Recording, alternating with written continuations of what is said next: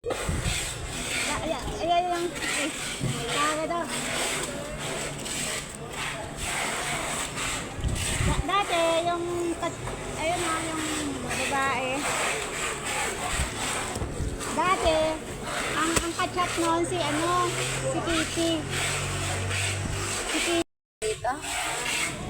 Nakapunta na rin yan dito? Hindi yan nakapunta dito. Hindi yan nakano dito. Hindi yan si siya dito yung train. Oh, ito na. Awan train yun.